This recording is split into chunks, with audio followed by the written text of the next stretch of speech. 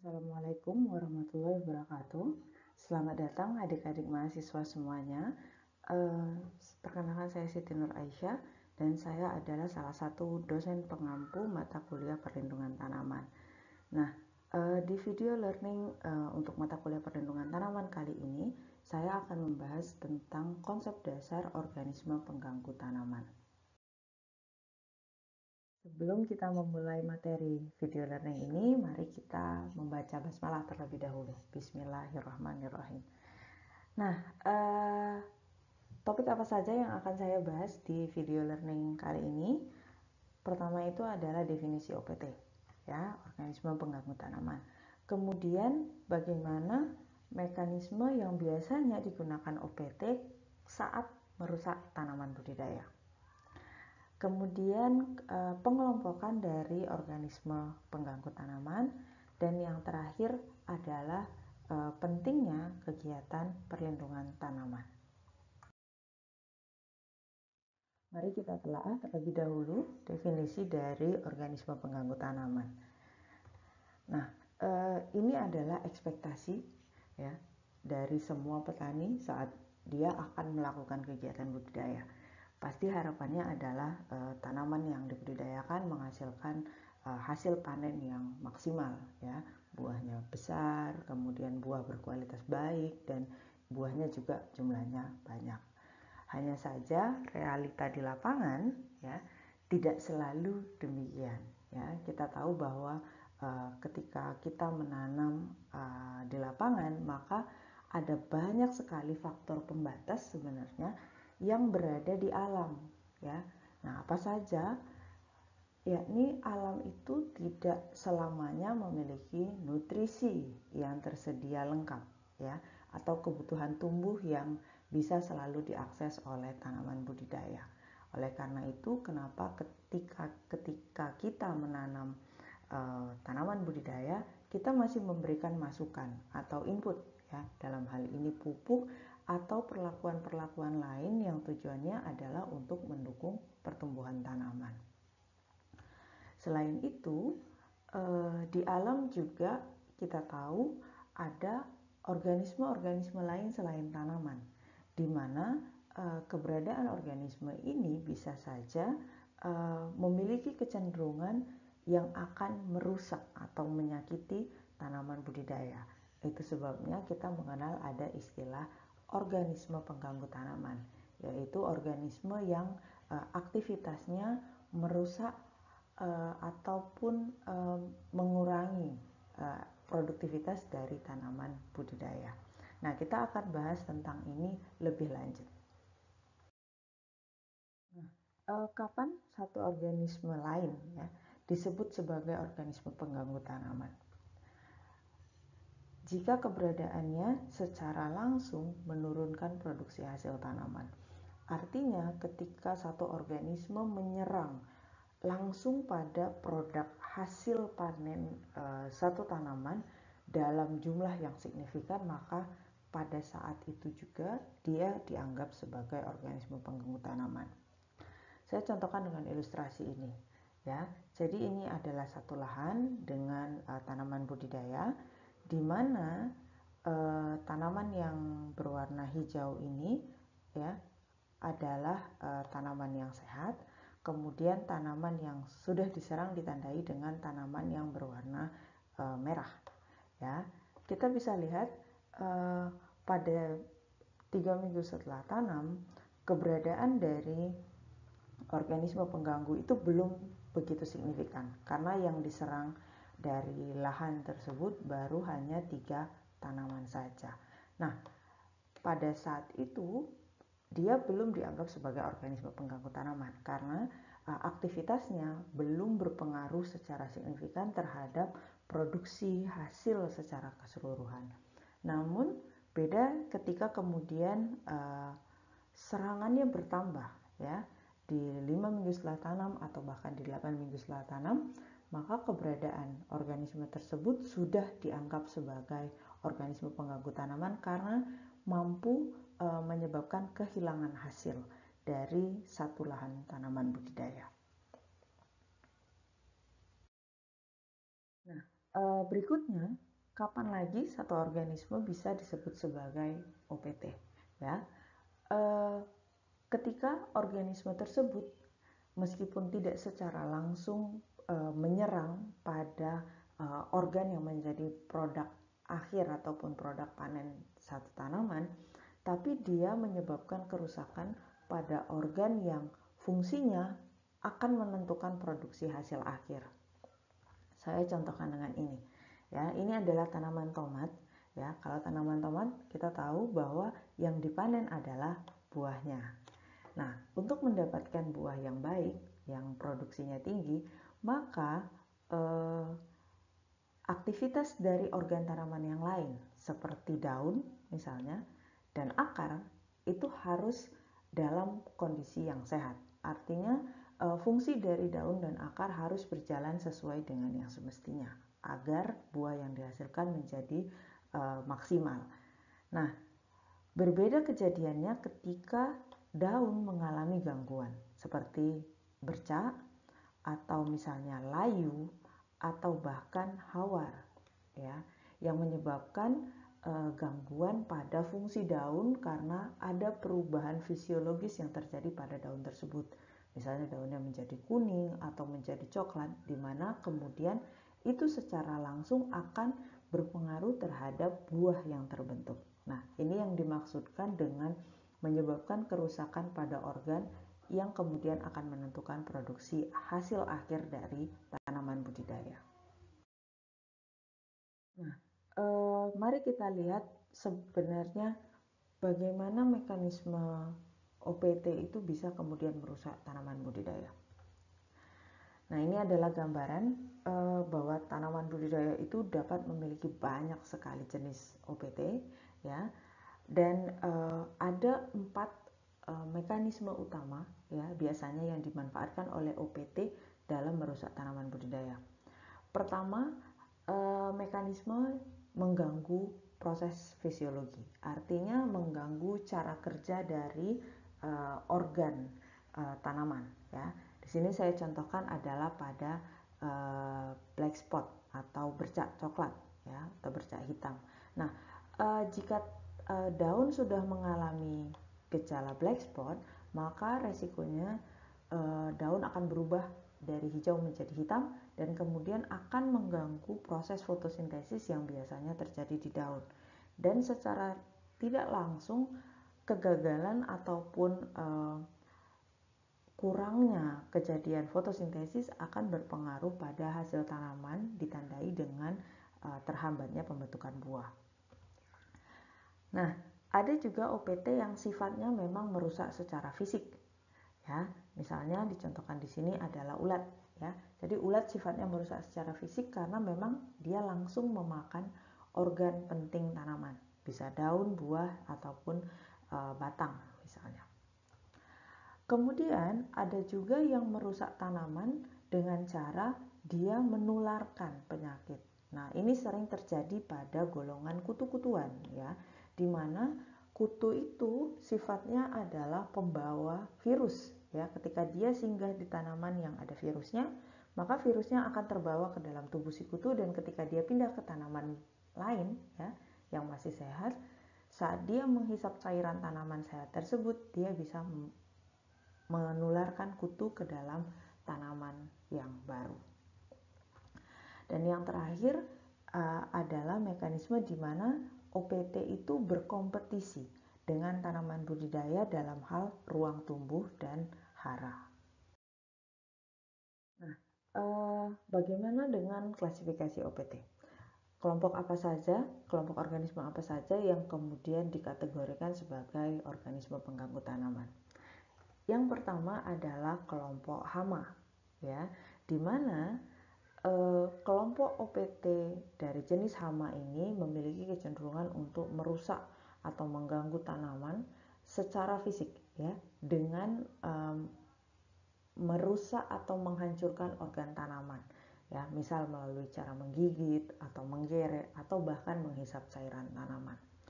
Nah, serangan hama dapat menjadi sangat merusak bagi tanaman atau bisa menyebabkan kerugian atau kehilangan hasil yang signifikan ketika populasi hama di tubuh tanaman inang dalam jumlah yang sangat banyak. Nah, saya contohkan seperti ilustrasi ini. Di sini kita bisa lihat itu jumlah kutunya baru 4. Ya.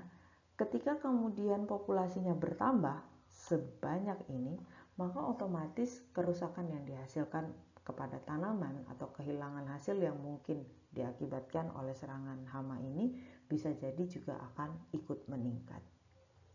Nah, berikut ini adalah sejumlah organisme yang sering menjadi hama bagi tanaman. Antara lain yang paling banyak itu adalah serangga, kemudian dari golongan moluska seperti keong atau siput, dari mamalia itu ada babi, dan ada juga tanaman pengerat seperti tikus dan juga nematoda. Nah, kelompok OPT yang kedua itu adalah dari golongan penyakit. Berbeda dengan hama, kelompok OPT dari golongan penyakit itu memiliki kecenderungan tidak merusak secara fisik, tidak secara langsung merusak organ tubuh tanaman. Tapi penyakit umumnya mengganggu pada fungsi dari organ satu tanaman. Ya, jadi dia akan menyebabkan proses-proses fisiologis atau cara kerja tubuh tanaman itu menjadi berantakan, sehingga pertumbuhan dan produksi hasil dari tanaman tersebut otomatis akan ikut tidak optimal. Nah, ini adalah ilustrasi ya.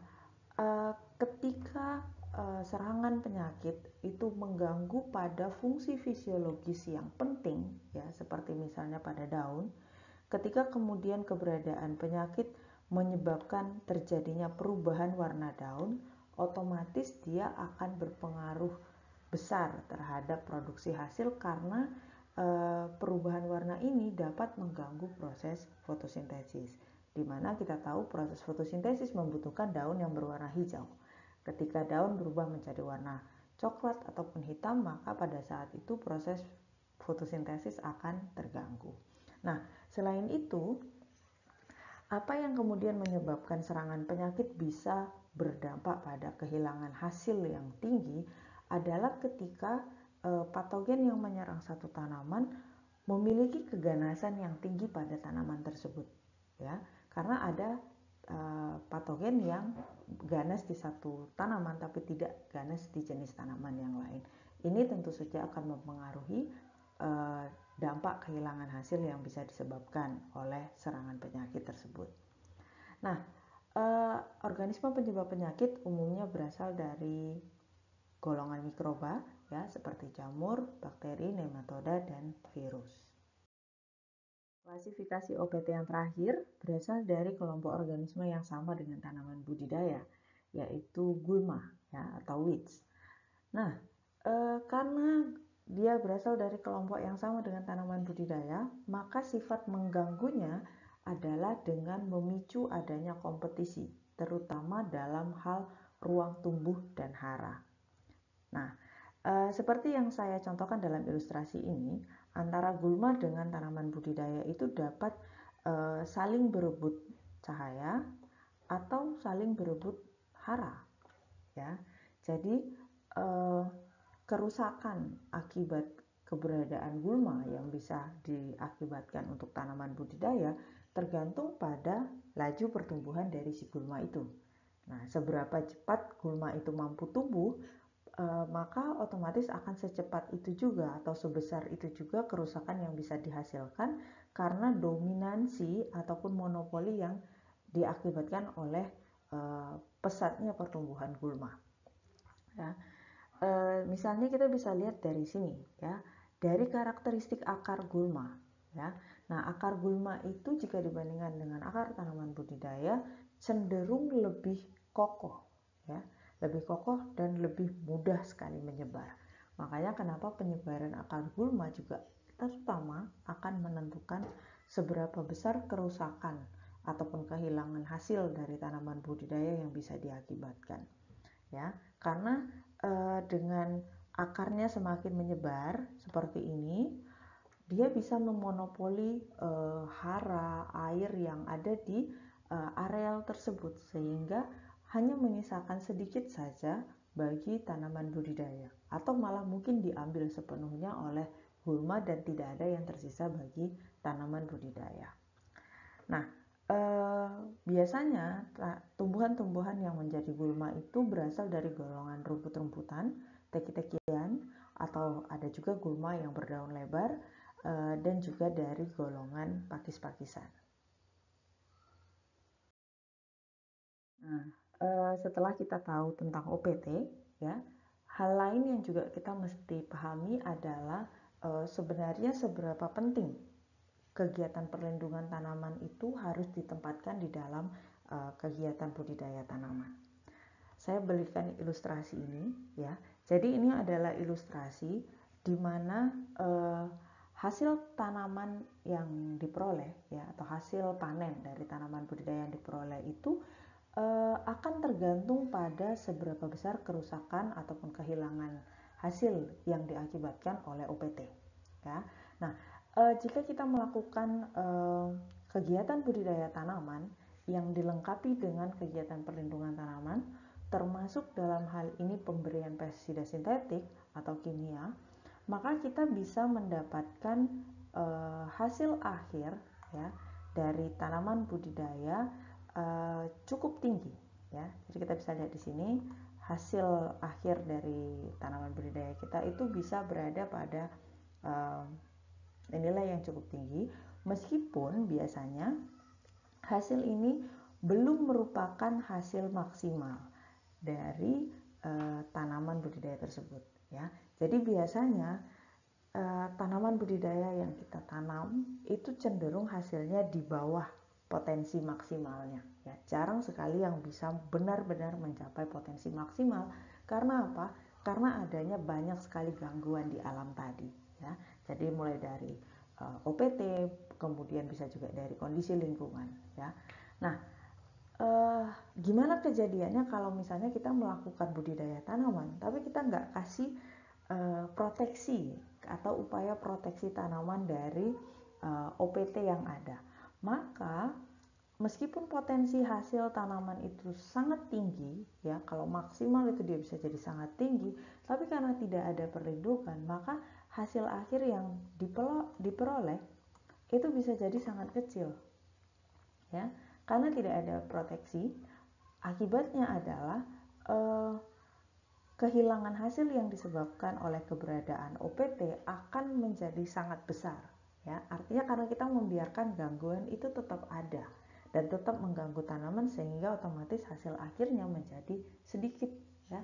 Jadi gapnya itu akan sangat besar antara hasil yang bisa diperoleh dengan potensi hasil yang bisa diraih oleh tanaman budidaya. Nah, karena dalam sistem pertanian berkelanjutan, penggunaan pestisida sintetik itu tidak begitu disarankan, maka sejumlah kegiatan budidaya tanaman umumnya melakukan proteksi tanaman dengan menjaga kondisi di lahan pertanaman supaya tidak begitu banyak gangguan atau tidak banyak kondisi pada tanaman tersebut yang bisa memicu adanya gangguan. Nah, ketika kita melakukan pertanian organik, ya, artinya kita tidak memberikan pestisida, resiko terbesarnya adalah potensi hasil dari si tanaman budidaya itu mungkin akan menurun dari yang biasanya dia bisa peroleh, ya. Ketika dia diberikan pestisida mungkin dia bisa lebih tinggi, tapi ketika diberikan tanpa pestisida biasanya potensi maksimal dari tanaman budidaya juga akan berkurang. Nah, tapi hasil yang diperoleh bisa jadi lebih tinggi, ya, sehingga gap antara hasil yang diperoleh dengan potensi hasil tersebut juga tidak terlalu besar gapnya, karena kegiatan proteksi tanaman meskipun kita tidak memberikan pestisida sintetik tetap bisa membantu mengatasi kerusakan yang mungkin diakibatkan oleh organisme pengganggu tanaman. Nah, oleh karena itu memang penting sekali dalam kegiatan budidaya tanaman kita menempatkan kegiatan perlindungan tanaman, dan itu otomatis menjadi komponen biaya dalam usaha tani, ya, yang harus dipertimbangkan oleh petani sebelum melakukan kegiatan budidaya tanaman. Oleh karena itu, saya kemudian mengundang teman-teman semuanya, adik-adik sekalian, untuk memberikan pendapat terkait dua pertanyaan ini ya. Jadi pertanyaan ini bisa teman-teman kerjakan nanti di luar video learning ini selama masa yang ditentukan. Silakan lihat di halaman My Class ya. Jadi pertanyaan itu ada dua. Yang pertama, seberapa penting petani memproyeksikan atau memprediksi biaya untuk kegiatan perlindungan yang dibutuhkan saat dia akan melakukan budidaya tanaman ya. Kemudian pertanyaan yang kedua, saat dia melakukan perencanaan alokasi biaya tersebut ya, pertimbangan apa saja yang perlu digunakan ya. Nah, jadi teman-teman silakan mencari literatur atau informasi dari sumber-sumber eksternal, sumber-sumber lain untuk menjawab kedua pertanyaan ini. Dan saya ingatkan untuk jawaban dari kedua pertanyaan ini mohon dijawab dengan singkat, padat, dan jelas. Jadi nggak perlu terlalu panjang, yang penting poin utamanya saja. Oke? Nah, sekian video learning hari ini. Mari kita akhiri dengan sama-sama membaca hamdalah. Alhamdulillahirabbil alamin. Terima kasih untuk adik-adik sekalian sudah menyaksikan video learning kali ini, dan sampai jumpa di video learning berikutnya, di topik berikutnya. Wabillahi taufiq wal hidayah. Wassalamualaikum warahmatullahi wabarakatuh.